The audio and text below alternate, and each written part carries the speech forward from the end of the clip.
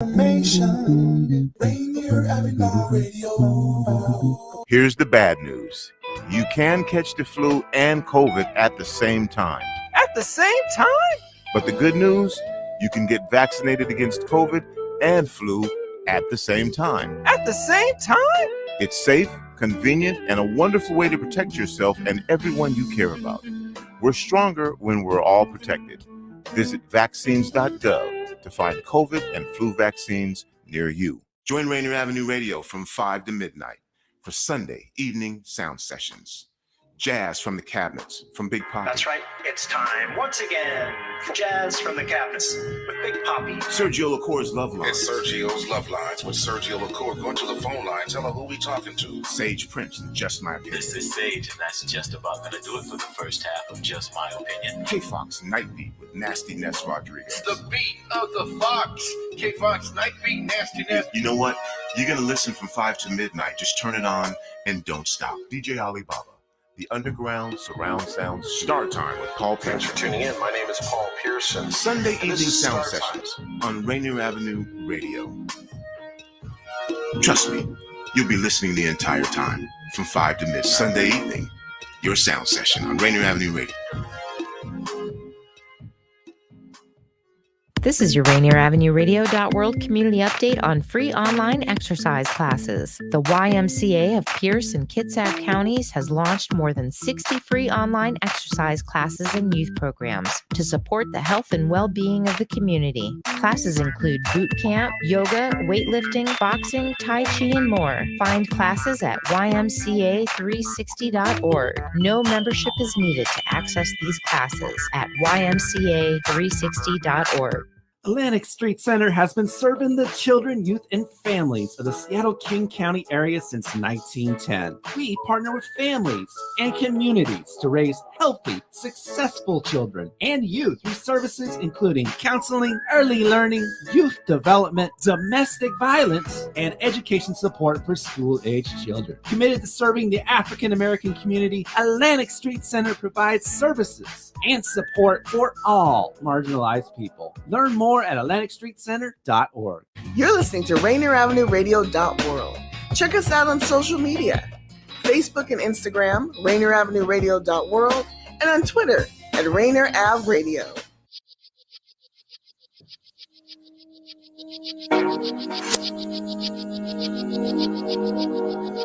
I decided to sneak in away from the microphone for a minute. Yeah.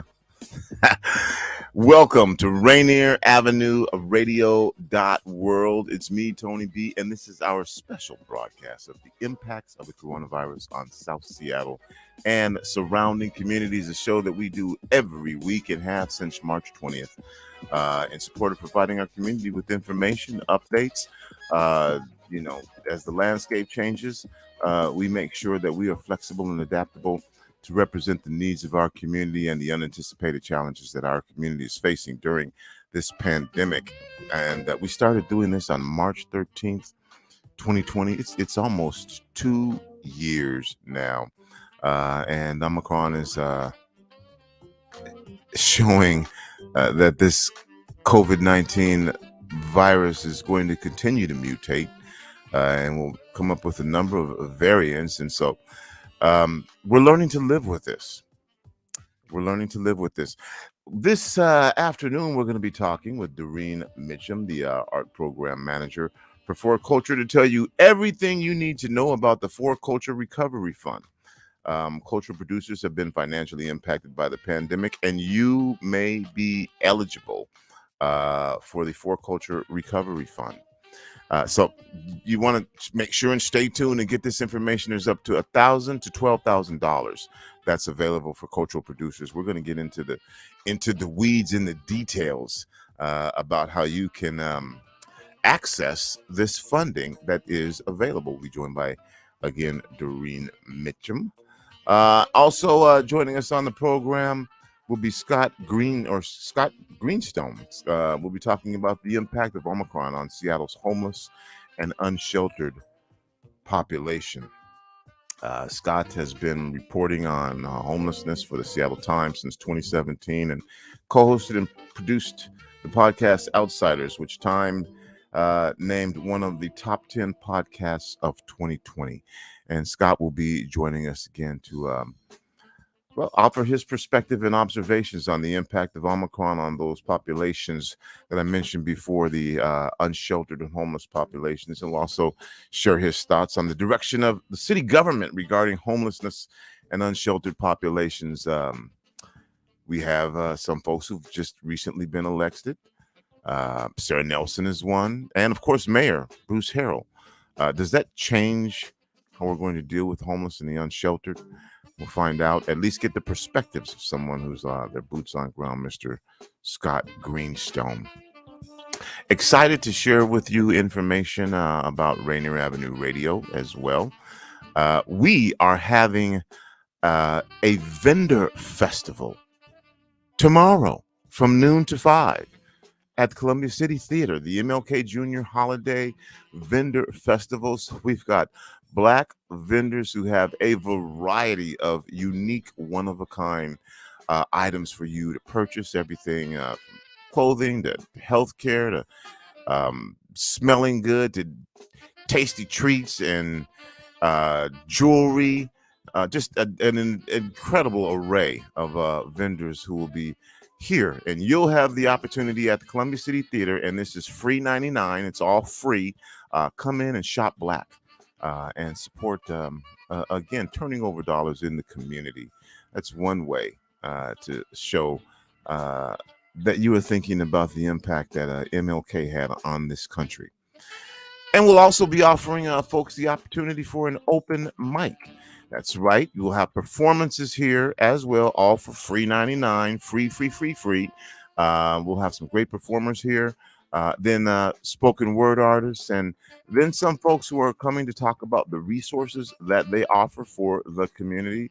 And anyone, it's an open mic, can get on the mic, get on the stage, we'll put you on the air, and you can talk about the impact that Dr. King has had on your life through his life and legacy. That's all happening from noon to 5. That's tomorrow, Saturday. Columbia City Theater, 4916 Rainier Avenue South. Again, the Columbia City Theater, 4916 Rainier Avenue South. It's all free. So come on down and shop Black. Now, we're going to also broadcast this live. So if you can't make it or you can't get out, tune us in, check us out, stay tuned, and you'll also be able to see these goods. We'll show you, and you can make a purchase online as well. So even if you can't come down, you understand that. If you do come down, yes, you are going to have to show proof of vaccination. We do want to make sure that we are in compliance with all of the latest mandates that COVID has put on us. And the state has said, okay, this is how we're going to do it. So we're going to be in compliance with it. We don't want anybody to get sick. We don't want, it's not a political statement. You know, if you get this, you could very well be okay, but you may pass it on to someone whose immune system has been compromised. You may pass it on to folks who are more vulnerable. So come on down, shop Black. We're excited about that. That's Saturday from noon to 5 right here on Rainier Avenue Radio.world and physically at the Columbia City Theater. And then on Sunday, we're excited about Sunday too and everything that comes along with Sunday. It's the youth event right here on Rainier Avenue Radio, the Young Leaders event. And this year's theme is reclaiming the narrative. We'll have youth performances and panel discussions on how this generation experiences the education system, where they see teaching needs help representing the truth, and how MLK and racial justice impact the system we experience and fight back against. That's on Sunday, and that's from 2 to 4. And it's virtual, so you can watch that right here on Rainier Avenue Radio through all of our various platforms, including YouTube, Facebook, Twitch TV, Twitter, of course, on the Rainier Avenue Radio app. And you can always just log on to the website as well and click listen. Again, that's the Young Leaders event, which is Sunday from 2 to 4. It's all virtual. So the way to do that is log on to either our YouTube page, Facebook page, Twitch TV, Twitter account, our Rainier Avenue Radio app, which is free to download. And then, of course, you can always just go to the website. And then the grand finale Yes, the grand finale, the 40th, one of the longest running marches and rally, if not the longest in the country. The rally and march, MLK Jr. Day holiday, Monday the 17th. We'll be covering the rally. We'll start broadcasting at 10:30. The rally starts at 11. And of course, we'll be bringing that to you live right here on Rainier Avenue Radio. Then we're going to follow the march as well. And so we have locations where we're going to pick it up. Basically, it's going to be like watching the Macy's Thanksgiving parade. We're going to really cover this march for you with mobile cameras, and we'll be at different locations along the march as well. So the rally starting at 11 usually goes from about 11 to noon, and then the march will go from noon to probably about 2. So again, if you can't make it, you can tune in right here on Rainier Avenue Radio .world and get that information. I think we're going to take a short break here, and we'll be getting Doreen Mitchum on for Culture to share with us again everything you would like to know about the For Culture Recovery Grant. We're going to be back, and we'll talk to Doreen here in a couple minutes and share that information for you right here on Rainier Avenue Radio .world. This is Paul Pearson, host of Star Time. And when I'm not translating the lyrics of Boogie Oogie Oogie for bored Europeans, I'm listening to Rainier Avenue Radio .world. What is the Delta variant? It's a faster, more efficient version of the original virus that causes COVID-19. It's the same virus, it's just better at infecting people. Delta is far more contagious than its predecessors. It's spreading twice as quickly as the original strain, and people who are infected with it carry around much more virus. Getting vaccinated is the best defense we have against COVID-19, including against the Delta variant. Now check this out. The vaccine is free, safe, and effective. Time to protect yourself is now. Learn more at kingcounty.gov/vaccine. Join Rainier Avenue Radio from 5 to midnight for Sunday evening sound sessions. Jazz from the Cabinets from Big Poppy. That's right. It's time once again for Jazz from the Cabinets with Big Poppy. Sergio LaCour's Love Lines. It's Sergio's Love Lines with Sergio LaCour. Go into the phone line. Tell her who we talking to. Sage Prince and Just My Opinion. This is Sage, and that's just about going to do it for the first half of Just My Opinion. K-Fox Night Beat with Nasty Ness Rodriguez. It's the beat of the Fox. K-Fox Night Beat, Nasty Ness. You know what? You're going to listen from 5 to midnight. Just turn it on and don't stop. DJ Alibaba. The Underground Surround Sound Star Time with Paul Thanks Pearson. for tuning in. My name is Paul Pearson. Sunday evening This is sound Star sessions on Rainier Avenue Radio. Trust me, you'll be listening the entire time from 5 to midnight. Sunday evening, your sound session on Rainier Avenue Radio.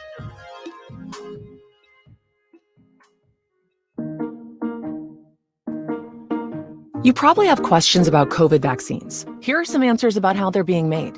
How are COVID vaccines being produced faster? Usually, vaccine testing and production are separate steps.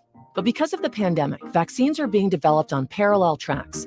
So both steps are happening just at the same time. How are the vaccines being tested?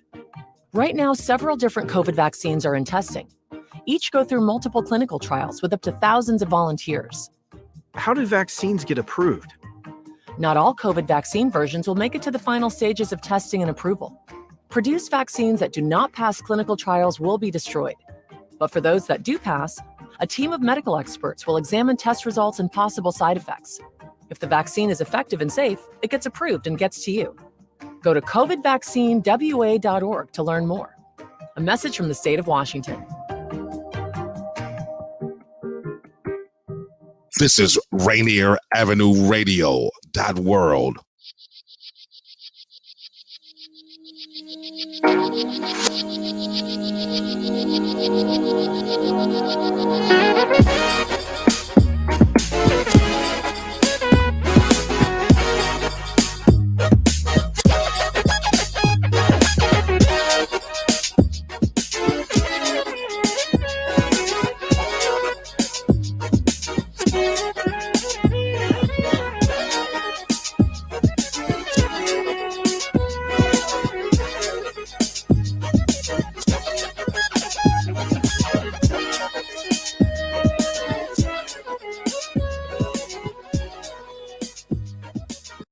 Wash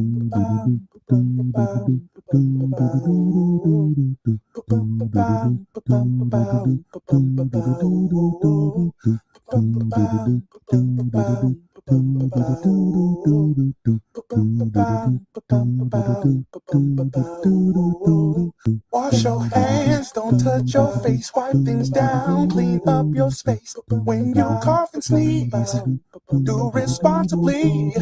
If you feel you're getting ill, isolate at home and chill. No, you're not alone. Please pick up your phone and call 206-477-3977. King County 206-477-3977. Public Health 206-477-3977. King County 206-477-3977. Public Health Community Radio Station will provide you with more information. Say Rainier Avenue Radio. Your community radio station will provide you with more information. Rainier Avenue Radio.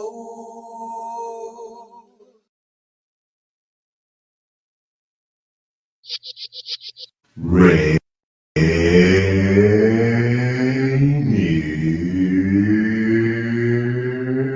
Avenue Radio.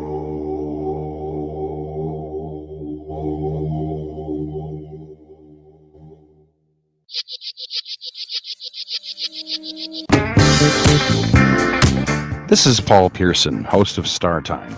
And when I'm not translating the lyrics of Boogie Oogie Oogie for bored Europeans, I'm listening to Rainier Avenue Radio.world. What is the Delta variant? It's a faster, more efficient version of the original virus that causes COVID-19. It's the same virus. It's just better at infecting people. Delta is far more contagious than its predecessors. It's spreading twice as quickly as the original strain, and people who are infected with it carry around much more virus. Getting vaccinated is the best defense we have against COVID-19, including against the Delta variant. Now check this out. The vaccine is free, safe, and effective. Time to protect yourself is now. Learn more at kingcounty.gov/vaccine. Join Rainier Avenue Radio from 5 to midnight for Sunday evening sound sessions. Jazz from the Cabinets from Big Poppy. That's right. It's time once again for Jazz from the Cabinets with Big Poppy. Sergio LaCour's Love Lines. It's Sergio's Love Lines with Sergio LaCour. Go to the phone line. Tell her who we talking to. Sage Prince and Just My Opinion. This is Sage, and that's just about going to do it for the first half of Just My Opinion. K-Fox Nightbeat with Nasty Ness Rodriguez. It's the beat of the Fox. K-Fox Night Beat, Nastiness. You know what? You're going to listen from 5 to midnight. Just turn it on and don't stop. DJ Alibaba. The Underground Surround Sound Star Time with Paul Pearson. Thanks for tuning in. My name is Paul Pearson. Sunday evening sound sessions on Rainier Avenue Radio. Trust me, you'll be listening the entire time from 5 to midnight. Sunday evening, your sound session on Rainier Avenue Radio.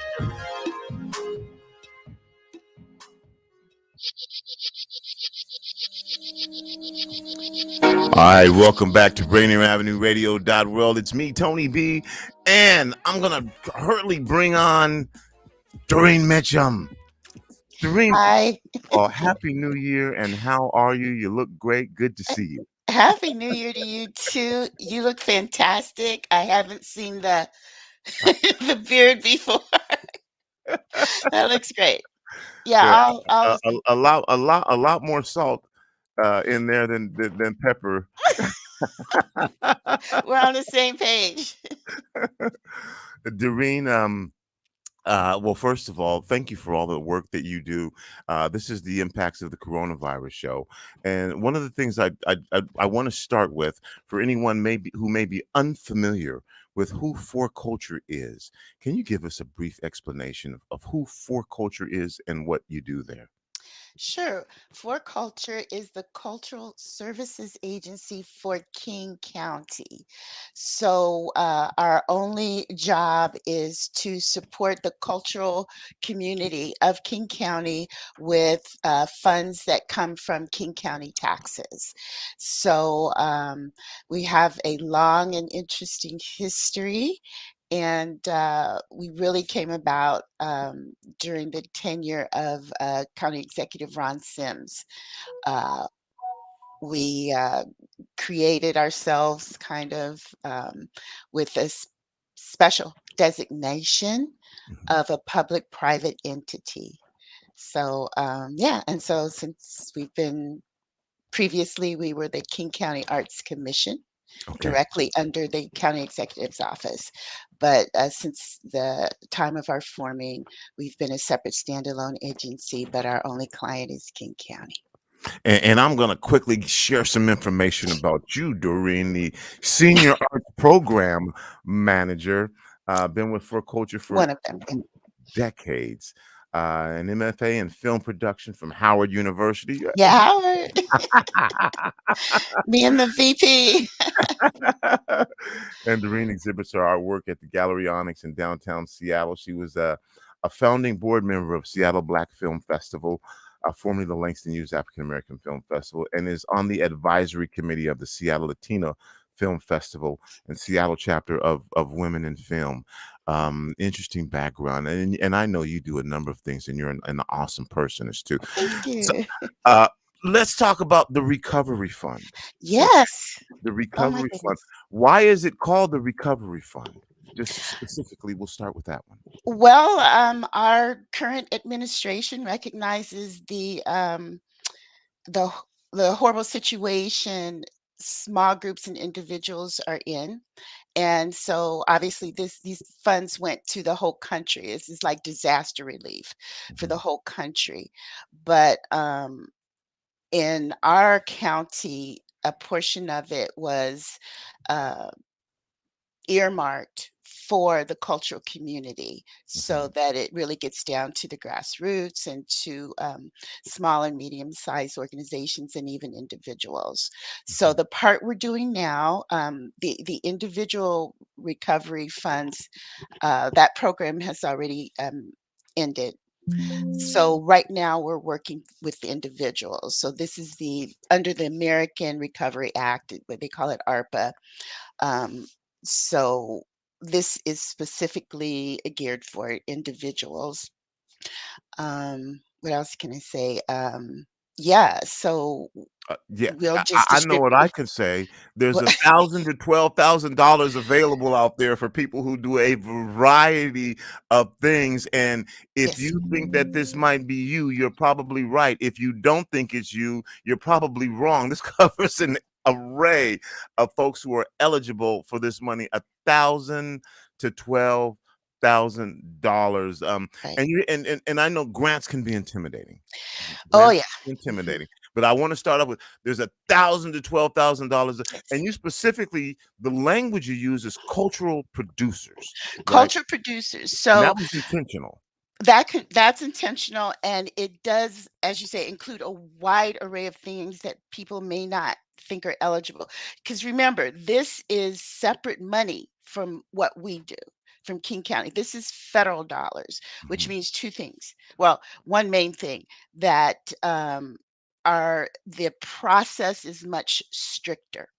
So we have to adhere to some very specific federal guidelines so that people that are used to working with us, um, they know that, we have the reputation of being a little more flexible, of being able to walk you along, and due to the funds being in-house, basically. It's county funds going to county people. We have more flexibility.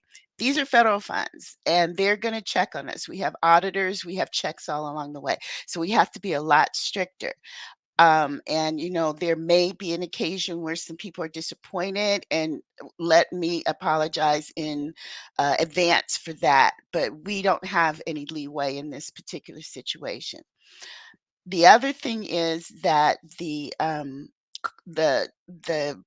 designation, cultural producer, can mean a lot of different things. It might be a museum educator. It might be an artist. It might be a curator. It might be someone working in the preservation field, someone writing landmark designations. So we have there's a lot of things that fall under that rubric. Um, and the best thing I can say is get started early. Main thing being you have to set up kind of an account with us so that we can get you through the process. That's the way the applications are displayed. That's how you are able to fill out the application. You kind of have to be in our system, in our computer system. So that's the first thing to do is set up an account. You can write hello at For Culture and just say, I want an account. Actually, at this point, we decided it would be faster if we set up accounts for people. Usually you can just go in and set it up, when you get ready. At this point, we want to get people positioned to be able to apply as soon as possible. So we're gonna set up applications for people. So just go to Hello for Culture. I want an account, and we'll start the process of getting you in there. Second thing, this grant is really to make up for losses that people may have experienced in 2020. So you have to prove it, which and being the feds, they want to see um, tax filings. So the proof comes between what you had incoming in 2019 and what you had incoming in 2020. The difference between that is your loss, and that will determine how much of that $1,000 to $12,000 you can ask for. So if your income dipped from $40,000 to $30,000 in that year, you would be eligible to apply for 10. Okay. Okay. Does that make sense? That makes sense to me, but it needs to make sense to everybody. Right. And that's why we're telling you, look, get in touch with us early. We have 2 more workshops coming up, and that date is, let's see, January 18th, 5 to 6 p.m., and January 27th, 10 to 11 p.m. And you connect with us again through the website. There's a whole page. If you go to forculture.org, right on the front page, there's a big sign. Are you a cultural producer impacted by the pandemic? Opening now, recovery fund for individuals. Go right to that page. Deadline's right on the front. February 2nd is the deadline. Go to that page. It has the guidelines. It has the workshop links, which are going to be Zoom workshops. There's also a video workshop, gets like a We've got PowerPoint. it up on the screen now too. Yes, there it is. And it gives you every step to apply. On the right menu, contact. That's all the people working on the grant, and you can contact any of them for any question. If you just don't know where to start, call somebody. It's okay. We'll get you to the right place and to the right person. But the main thing is to get your tax information. Some people may not have filed yet. I know I don't always file on time. So if you need to do that, go ahead and do that. And that's where you're going to find your adjusted gross income, which is the number that we need. So it is a little bit intimidating. It's very different from our normal grant process. And we want to help everybody who wants to get involved in this. Doreen, I appreciate, how we get down. We have open, honest, frank conversation. So if folks have went on and said, hey, wow, this is kind of confusing. This is different than the normal process. You're acknowledging that's the case. But at the same time, you're also acknowledging that, look, we're here to help you.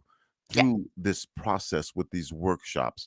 Mhm. What about folks who English is not their first language who want to apply for this? Are there resources and translators as Yes, well? this year we got connected with someone that can help us with languages.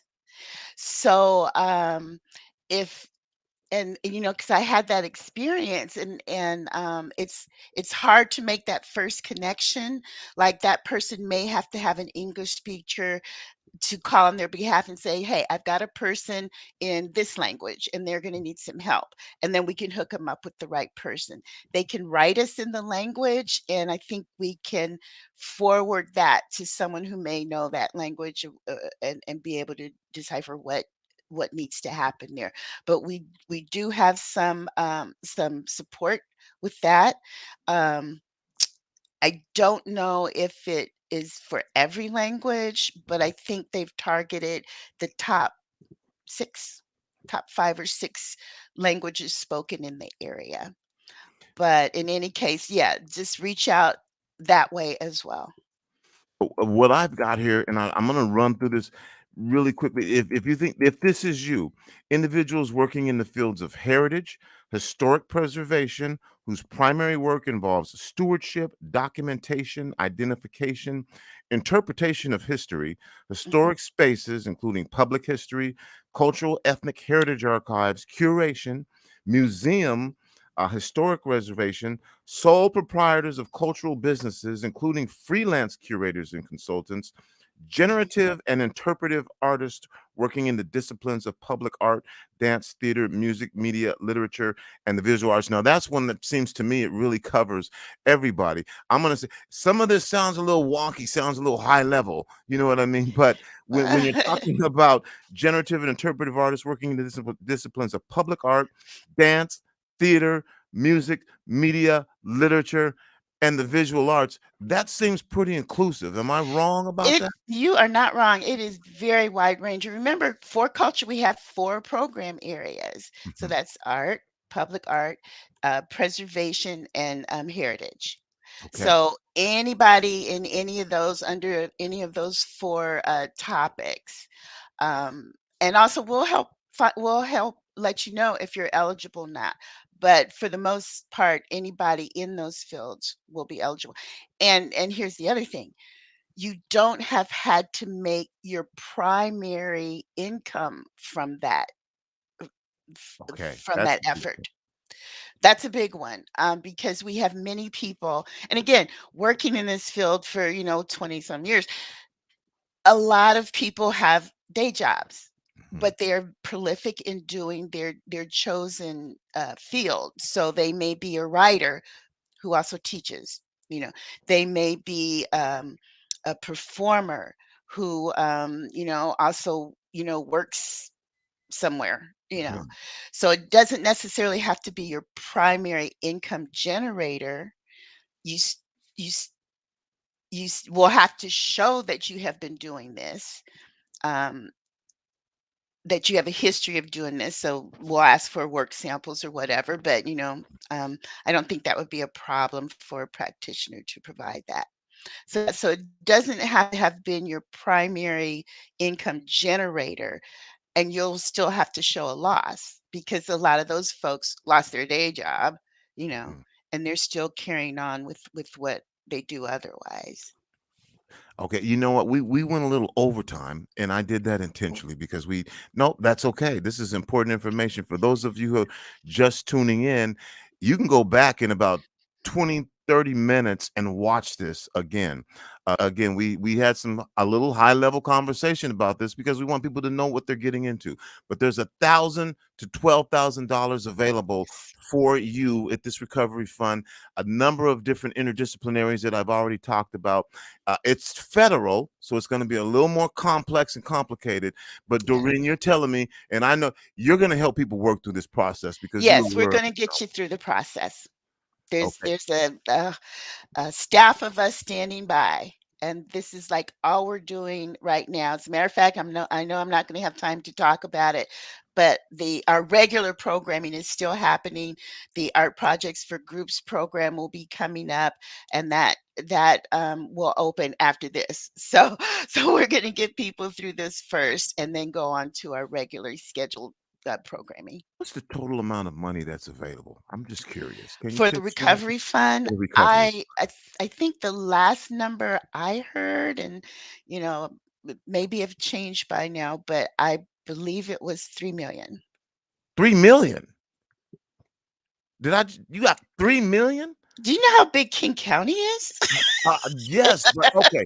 So again, if you're a cultural producer, anywhere from $1,000 to $12,000 is available, and there's 3 million of these funds to give away.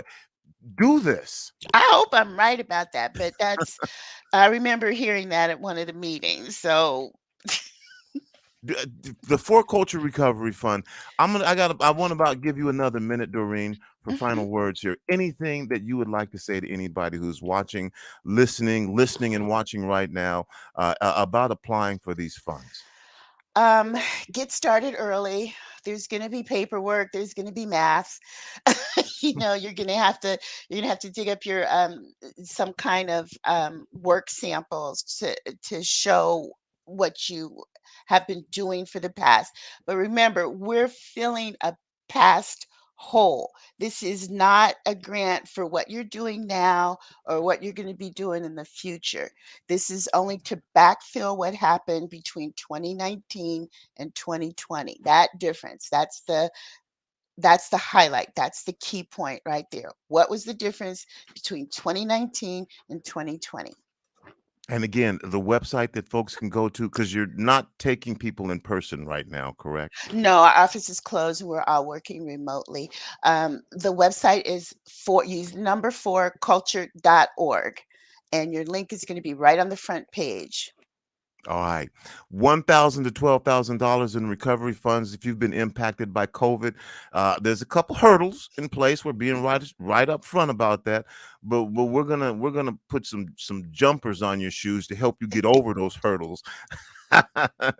Doreen, it has been great talking to you. Even better, being able to see you and helping get the word out that these funds are available. Thank you so much, Tony. You've always been a great supporter and friend to For Culture. So I appreciate what you're doing for the community.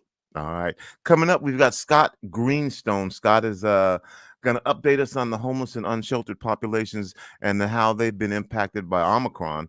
I'm going to be asking him his observations of the impact of Omicron on these populations and his thoughts about the direction of city government, because we've had some changes. We've got a new mayor. We've got new council people, and what he thinks that this impact will be on the homeless, unsheltered community. Scott's been reporting on homelessness for the Seattle Times 2017. Actually did a podcast. It was voted like top 10 in the country. So if you've been curious because you haven't heard about how our homeless and unsheltered population has been impacted by the Omicron surge, Scott's going to give us the 411 and the details. We'll be back just about 2 minutes. You're listening to Rainier Avenue Radio.world. Are you a cultural producer who has been impacted by the pandemic? For Culture is offering relief grants between $1,000 and $12,000 to cover your COVID-related losses and help you move forward with your creative work. If you're creating cultural experiences in any discipline at any stage of your career, you should apply. Exhibit designers, museum educators, archivists, restoration professionals, curators, archaeologists, history researchers, artists, and more. That means you. Not sure if you're a fit? Give them a call and they'll talk you through it. The deadline to apply is Wednesday, February 2nd. Head to forculture.org/recovery to get information on virtual group workshops, application support, language translation, and more. That's forculture.org/recovery.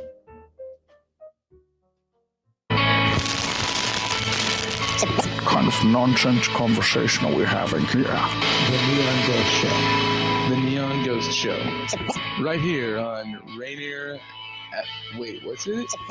Rainier Avenue Radio.world. Right about now. Rainier Avenue Radio.world. I'm so tired. I have to pee. Hello, listener. What's important to you about what's going on in your community? Are you interested? Are you concerned? In any case, I invite you to tune into my show, Seattle Here and Now, on Rainier Avenue Radio.world. Why? I will be covering a wide range of topics important to you and impacting the community. Each show will have a special guest or guests to share with you information on a variety of subjects that are happening here and now in Seattle. I promise I will work hard to make my show informative, interesting, and entertaining. Be sure to listen to Seattle Here and Now on Rainier Avenue Radio.world. This is Paul Pearson, host of Star Time. And when I'm not helping bad girls set up their websites, I'm listening to Rainier Avenue Radio.world.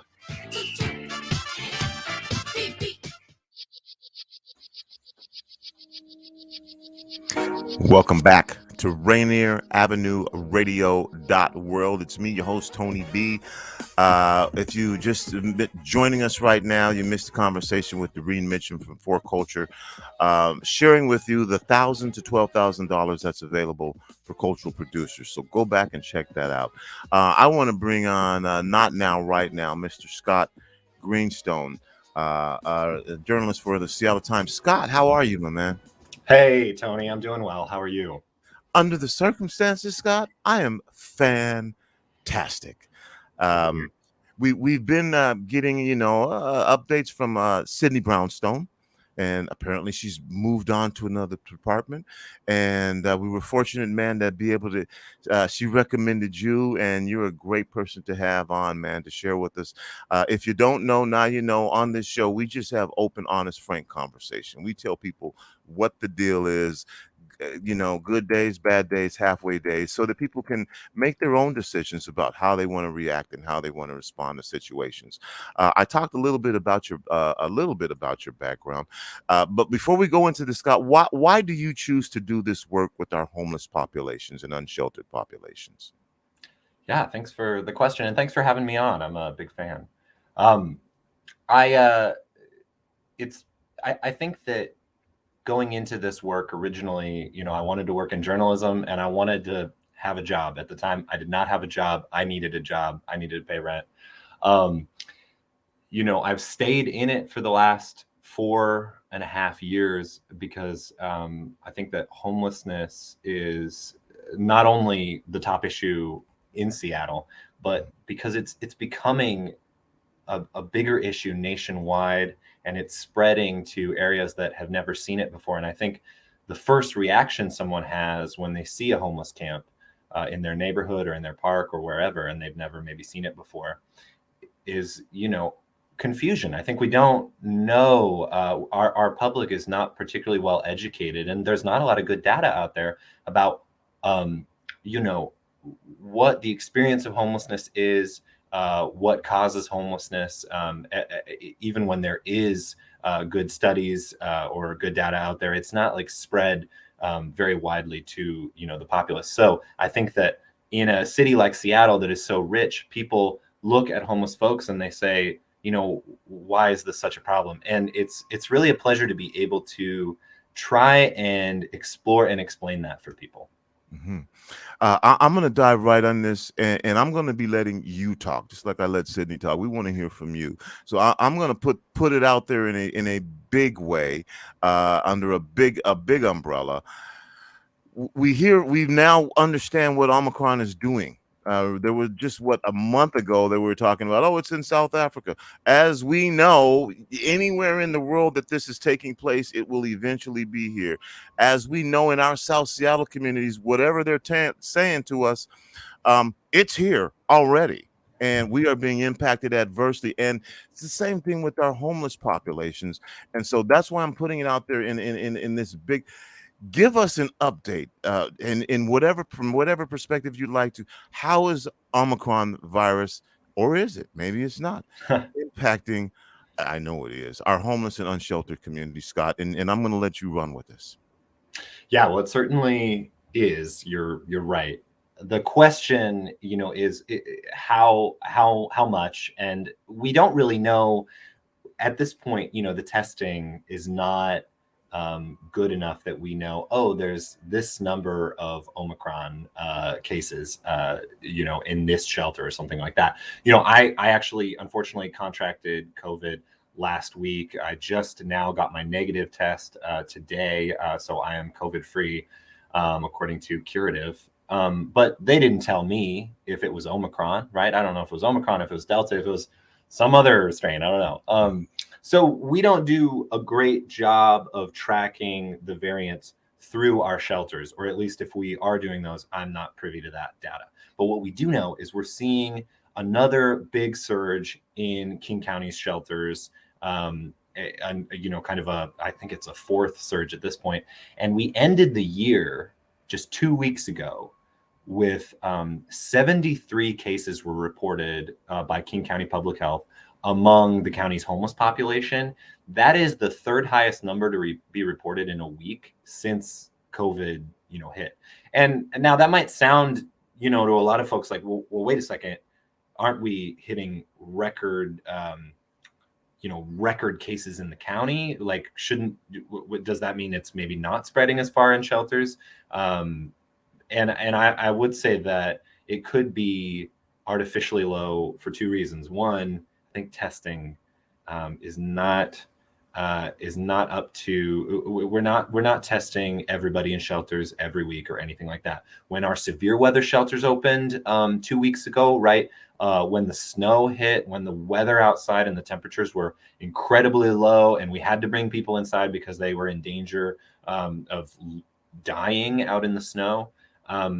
Those folks weren't tested, right, for the most part. Unless someone goes to a hospital or there's an actual, testing event. King County has not been doing very many tests, especially in the last month, not as many as they used to do. So there could be a lot of cases that are flying under the radar. It could be a lot higher than, that number, those 73 cases actually indicate. It could also, that's also true in the general population, right? You can only document as many Omicron cases, as many COVID cases as you have COVID tests. So that's true in the shelters as well. So we're certainly seeing a surge. We don't know how much of it is Omicron, but it certainly has to be related. It is really, spreading in our shelters. I think, though, unfortunately, COVID doesn't discriminate. The real danger too, or another key danger, is that our shelter staff, those workers who are on the front lines and often paid very little to do that very important work, they're also contracting it. Those 73 cases, those are homeless folks and folks who work in homeless shelters.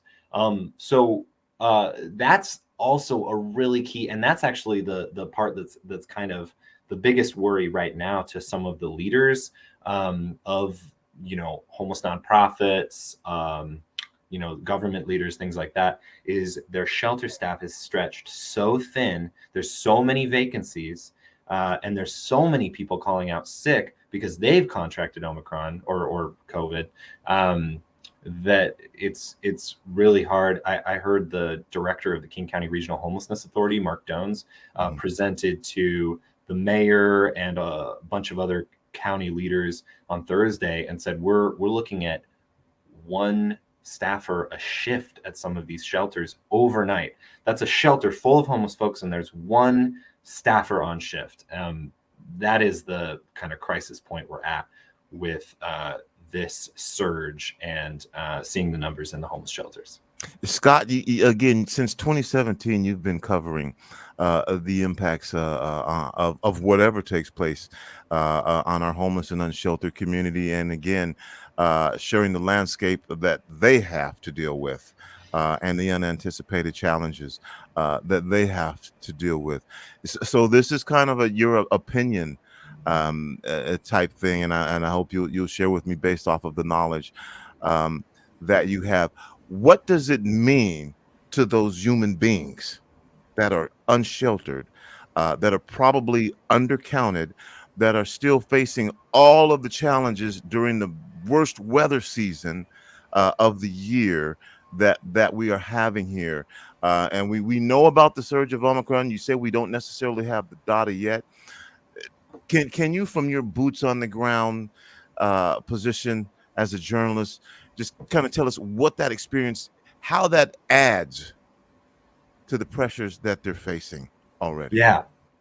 Yeah, absolutely. I think it's not even so much opinion. It's I of course know many folks who are living outside, living in RVs, living in their cars, living in homeless shelters, and it's a funny sort of place to be in right now, right? Because it's always been tough to be homeless. It's incredibly, it can be really traumatic. You're really vulnerable, especially if you're a woman out there on the streets. But I think that right now, and Sydney has actually reported on this and done a really great job of explaining this. So she may have talked about this before, but we're in this funny situation where if you get a spot in a shelter, or maybe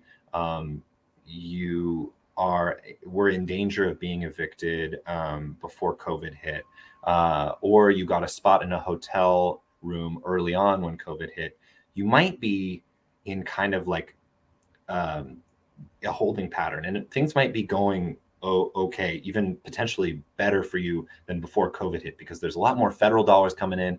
Your previous guest, Doreen, talked about all the COVID money coming in for artists and those folks, but there's a lot of money coming in for hotel rooms, homeless shelters, new housing, things like that from the Biden administration. And that has turned into, for some folks, they've gotten a lot of help. And COVID has proven a good thing. Now, that's not a good thing for them. It's kind of finally spurred some county leaders and city leaders to actually really take action and really treat this thing like it's an emergency, right? But the problem is also that there are more people being locked out of the whole system because there aren't as many beds. It's interesting. Like, if I was homeless, 5 years ago, 10 years ago, best chance for me to get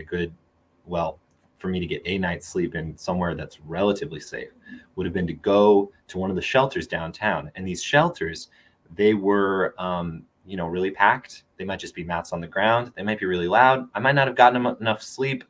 I might wake up in the morning, get in a long line for the bathroom or breakfast. If I'm lucky enough to be at a shelter that provides breakfast, try to go to the bathroom or get breakfast before I have to leave. And then I'm back on the streets all day and hope that I can come back and get another bed that night and try and get some kind of a night's sleep. COVID has kind of changed that, because we can't pack a ton of people into a shelter anymore. The COVID will spread like wildfire in there, right? So we've put more people up in hotels. We've given their own rooms in shelters, or we took the shelter and we kind of turned it into like a cubicle type space, or we gave people a little more privacy. We let them stay all day if they needed to. We let them come store their things so they didn't have to go back out on the street during the day. This situation, might be better, but that has translated to fewer beds countywide. So if I'm not lucky enough to get on that list, to get inside, or if, say, I was, but then I had a fight with a shelter worker, or I had a bad mental health day, or, I was on withdrawal from, something and I got kicked out, I might be totally out of luck now. I might be just deciding, what, I don't care about any of this anymore. I am going to go camp and be in charge of my own life, and I'm going to live under, a bridge or in my car or anything like that. So I think that we're in this kind of interesting spot where some people have gotten a lot of help out of COVID, but the folks who have not, they're the ones that need it the most and are struggling the most with their mental health or maybe their substance use disorder. And the system is just not really set up to help those folks. It's set up to help the folks who can kind of help themselves. So I don't know if that answers somewhat your question, but this is kind of the experience I'm hearing from folks that I know that live outside, is just that at a time when most people's mental health is worse than ever, it can be harder if you're experiencing those mental health challenges to really, you need housing. Housing is a key mental health mental health and just physical health, like intervention, right? If you don't have housing, how can you be in a good mental space? How can you be physically healthy?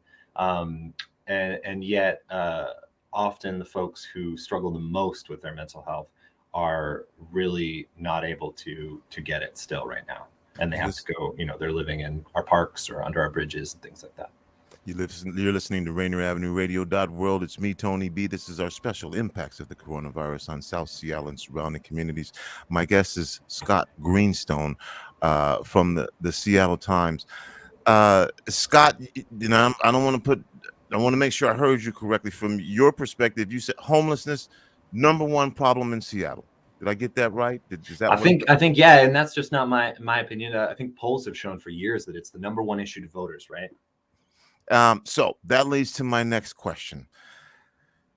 With the new administration in city government, do you see this changing at all? I know you don't have a crystal ball, but again, you're one of the folks on the boots on the ground working with these vulnerable populations. And I get what you mean that when you say at least COVID, had people put eyes on it. Do you think with this new administration, that we will see even more eyes on this from your perspective, that there will be things done again to ensure that these human beings who are homeless, are unsheltered, begin to receive the care that they need to deal with everything that goes along with being homeless and unsheltered, the things that you talked about, the mental stress, the mental health, the health in general? Yeah. What do you think, Scott? It's a good question. I'm going to answer. I heard you kind of say two questions here. One, is there going to be a change in direction? I think yes. Two, are they going to get the care that they need? I think that is the real question that I'll be paying attention to. So Mayor Harrell, Bruce Harrell, I think his biggest promise to voters, the thing that he pinned his campaign on was, we see homelessness every day. I'm actually going to do something about it. I'm going to open up new shelters or housing spaces. I'm going to use this federal money, and I'm going to open 1,000 units of shelter or housing in the first 6 months. And then in the next 6 months after that, I'm going to open 1,000 more. So 2,000 units in a year, which is a lot, and could be really hard for him to do.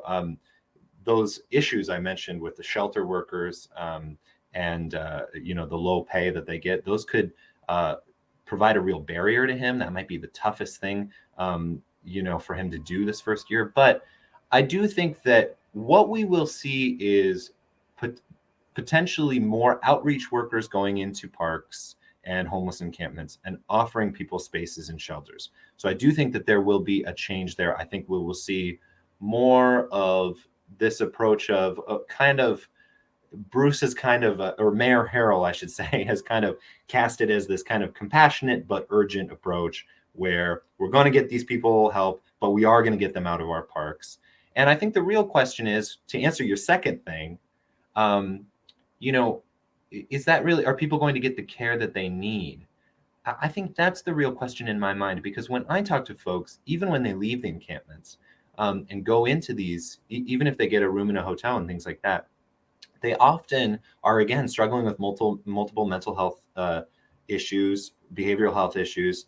And it's really hard. Our behavioral health system in Washington is so bad. It's one of the worst in the country, right? And we're looking at a situation right now. The Washington Council on Behavioral Health released a survey last week that said that 50%, I believe, of their providers, these are Medicaid providers for mental health and substance use disorder treatments, 50% of their behavioral health providers are having to turn away outpatient clients because they simply don't have enough master's degrees in the building to do the intake for mental health patients. So we've got a situation where we've got folks with serious mental illness. They're being brought out of our parks and they're being housed or put in a shelter, and that is inevitably probably a good thing for them, because a lot of these encampments are tough places to live, especially if you have a serious mental illness. But then the question is, what kind of help are they going to get once they're out of the park, right? That's the real question I want to pay attention to. And that is above Mayor Harrell's pay grade. That is in the legislature, which is meeting right now and is hoping to deal with some of these issues. Governor Inslee is hoping to deal with some of these issues.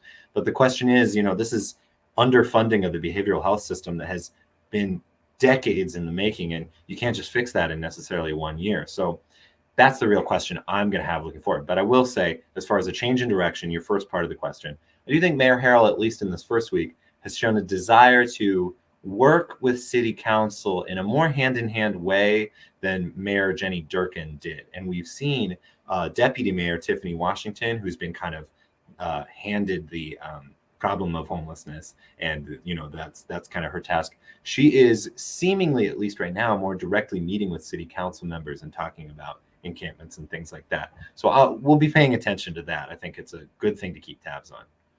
And your opinion on this? You mentioned that for some folks who are homeless, there have been some benefits because of COVID. One of the things that has come up is, and I'm interested to hear your response to this, is that people want to be homeless.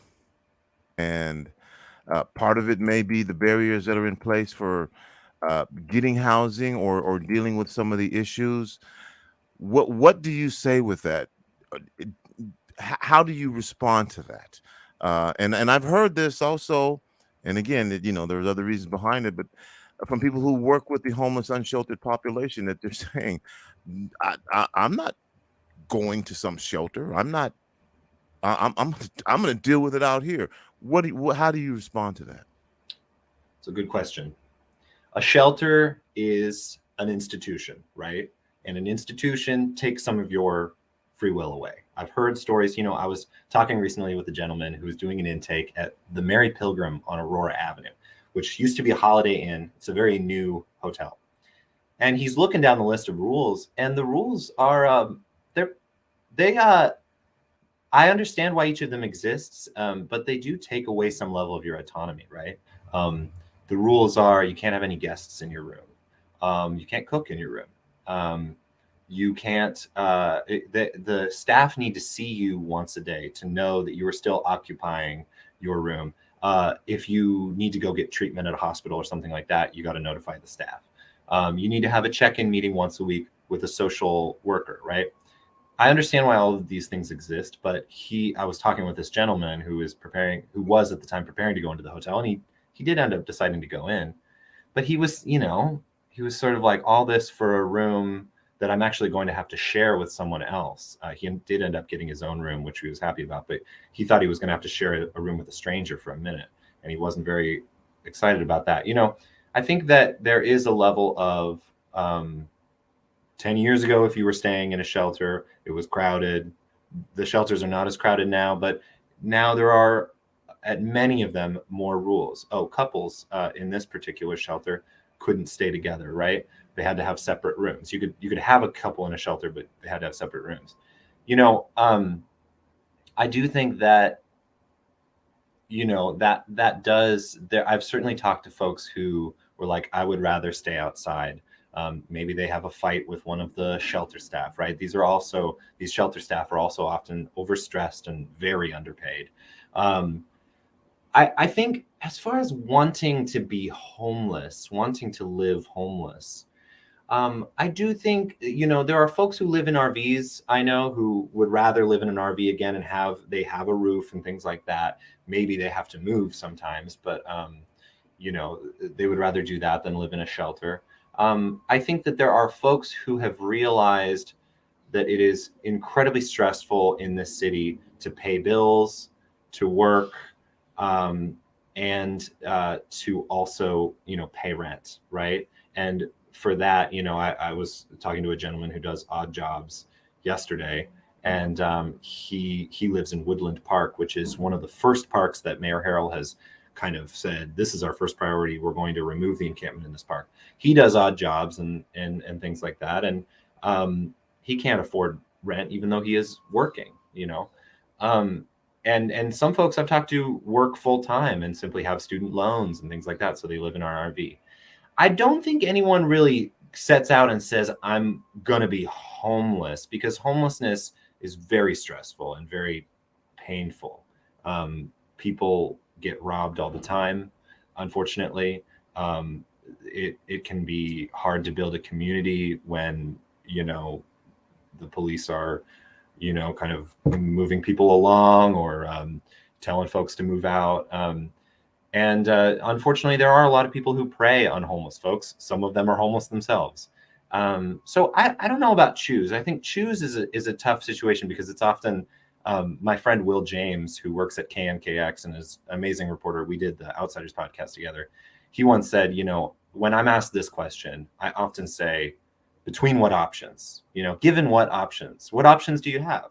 And I think for many folks who find themselves homeless or who go out and start living in a tent, the options are very scarce. So yes, they may have chosen, but between what?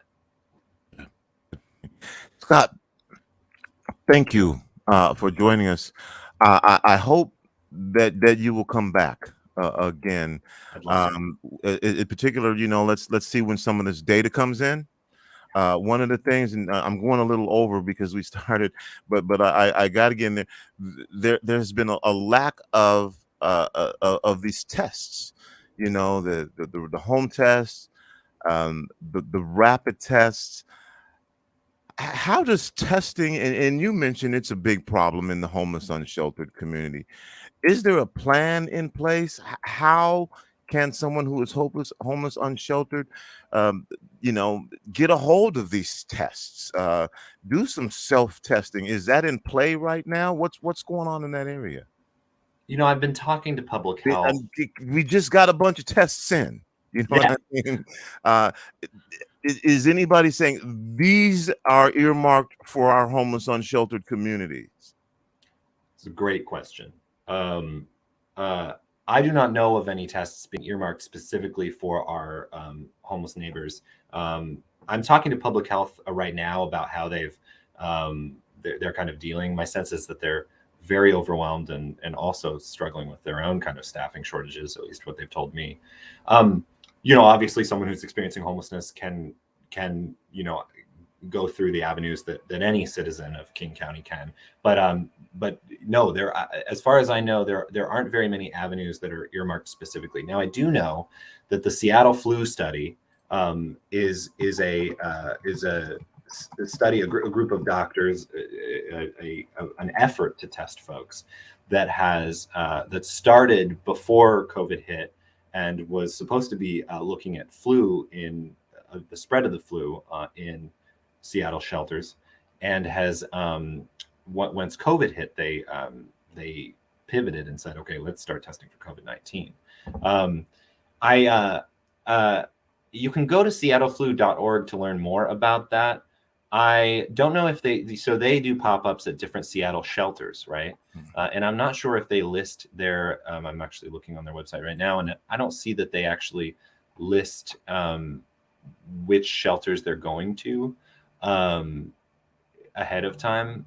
However, I do know that they were, at least last year, regularly visiting many Seattle shelters. But Tony, I think that this is something where when I look at the number of tests that Public Health Seattle and King County has been doing, over the last month, it's not as many as in previous months. And I think that our government is obviously being overwhelmed by Omicron, right? We look at our hospitals, and Governor Inslee has just deployed the National Guard, from what I read earlier, to offer aid to those hospitals that are being overwhelmed. But I think we are seeing a situation where Omicron is everywhere, and I don't get the sense there's much effort to contact trace. And I think that there is this sense that everyone's going to get it, including homeless folks, which is unfortunate because many homeless folks have multiple comorbidities and are very vulnerable to receiving a serious case of COVID. And it will the data is also not good around how many homeless folks COVID has killed, but it will undoubtedly kill more. I want to give you an opportunity for final words here. Anything that you'd like to say to our audiences who are listening, who are watching, who tune in specifically to this show to get current information, current updates, and get the real. Anything that you would like to say? Again, my guest is Scott Greenstone from the Seattle Times. Been covering these issues since 2017, and an award-winning podcast as well. Final words that you want to say, whether it's you looking into your crystal ball or or what you're having for dinner tonight. Whatever. Yeah. I don't know what I'm having for dinner. That's probably my next task. Figure that out. Go to Trader Joe's, something like that.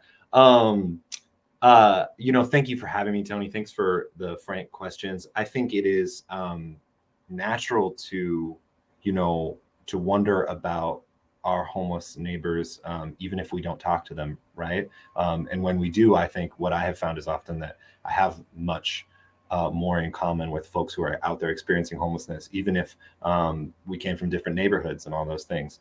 I would say that, if you are wondering about how you can help, there are so many incredible volunteer efforts in King County. This is a community that is very engaged. I live in Beacon Hill. In Beacon Hill, there is a mutual aid group called Homeless Organizing Community Seattle, Beacon Hill branch. There is a local nonprofit called Queer the Land that buys homes for LGBTQ plus homeless folks. In your neighborhood, there is undoubtedly something. And I think that, if you go online, you can look at the United Way's volunteer, search tool and find, search, I want to work with homeless youth. Here's what I can do. I think that, our shelters and our mutual aid programs, and they could really use some help right now. I mean, our homeless neighbors could really use some help. So if you feel strongly about that, I would encourage you to, step one could be the United Way volunteer search tool. Scott, we're going to be asking you to come back, like I said, when we get more data. However, if you feel like, wait a minute, I need to spread the word about something, I'm telling, then you call us up and say, I need to be back on the air because you're ready to tell. And I'll do that. We can all know what's going on. Again, if you were thinking at some point that in South Africa, something that was supposed to be was not going to fit, look what it's doing now. We have a new variant with 46 different mutations that was in Cameroon. Maybe some folks haven't heard about it. It's going to be, if you think that the homeless unsheltered community in Seattle is somehow isolated and what's impacting that community is not going to impact you, you better change the way you think. That's right. Thanks, Scott. We look forward to having you back on, and thank you for giving us this unfiltered look into our homeless and unsheltered populations. Thank you, Tony. It's great to be on. You're listening to Rainier Avenue Radio.world. We have an exciting weekend to celebrate with you for MLK holiday, starting off with our vendor festival, the MLK Junior Holiday Vendor Festival. It will be safe in regards to COVID, socially distanced, and that's a big concern for us. But we can't let the world stop us, and this is an instance, if you're celebrating MLK Junior's holiday, why not do it by supporting Black business? And this is at Columbia City from noon to 5 tomorrow. Come on by, purchase something. In addition to that, we'll have performers. We'll have performances. We'll have guest speakers. We'll have resources from a community, and they'll be telling you what they do. We'll also have an open mic. So if you would like to get on and tell how on the stage and again on the air and talk about how the life and legacy of Dr. King has impacted you, you're invited to do that. And this is free 99, free dollars. It's all free. Except for paying for the one-of-a-kind unique items that our vendors have. And it's amazing stuff as well. And then on Sunday, we've got the Youth Leaders event, the Young Leaders event, and that's from 2 to 4. Again, you'll have a panel discussion, essentially focus on the educational process and what needs to be done to have that educational process more reflect what these folks think are important for them to learn, important to share, and historically, again, to get information-wise and how to make that happen. That's from 2 to 4. That's virtual, so you'll have to log on to one of our Rainier Avenue Radio media outlets, and that could be through Twitch or through YouTube or through Facebook through Twitter. You can download our app, and of course, you can always go to our website. And then the grand finale, the rally and march, the 40th annual, if not the oldest, one of the oldest. I'm saying right now, has anybody been doing this for 40 consecutive years? The MLK Junior Day March and Rally that will take place at Garfield. The rally will start at Garfield. And we'll be there to cover it. If you can't attend or you're a little insecure about, your COVID situation, you can watch it right here unfolding on Rainier Avenue Radio.world with the rally. And then we're going to follow the march as well, just like you would see at the Thanksgiving Day parade. We're going to follow the march and the march route, and we'll cover that for you as well. So our broadcast will be from 10:30 to 2 right here at Rainier Avenue Radio.world. But wait, there's more for you high school basketball fans. I'm a Franklin Quaker graduate. So Roosevelt will be taking on Franklin tonight, the girls and the boys. The girls game is at 7 o'clock. The boys game is 8:30, and you can watch them both right here on Rainier Avenue Radio.world. Yep, that's how we get down. Thank everybody for listening. If you're tuning in and you missed some of the shows or thinking about 15 minutes, you can go back and watch these shows. Doreen Mitchum talking about the King County Foreclosure Recovery Fund, which has $1,000 to $12,000 to give away. If you're a cultural producer, she may have made a mistake, but she said there's $3 million in that fund, and the money is meant for you. Go to their website and find out the eligibility. Go to the workshops and work with them to see how you can get this money as well. That's it. That's all the time I have. That's going to do it for the kid. It's me, Tony B, on behalf of Rainier Avenue Radio, saying, remember, whether you believe you can or whether you believe you cannot, you are probably right. I'm out. Peace.